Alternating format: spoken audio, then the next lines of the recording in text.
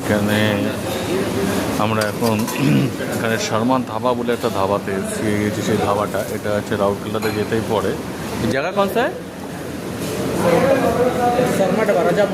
রাজামুন্ডা। এই জায়গাটার নাম হচ্ছে রাজামুন্ডা। উড়িষ্যাতে এটা খুব ফেমাস জায়গা রাজামুন্ডা। তাই এখানে এখন যেটা খাচ্ছি সেটা হচ্ছে একটা সিঙ্গারা। এটা সিঙ্গারাতে ঘুগনি দিয়ে দেয়, সেটা দিয়ে খাওয়া যাক।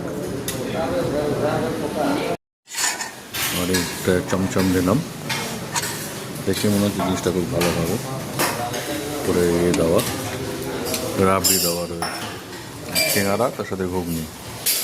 সিঙ্গারার সাইজ যথেষ্টই বড়। এটা হচ্ছে শর্মা ধাবা,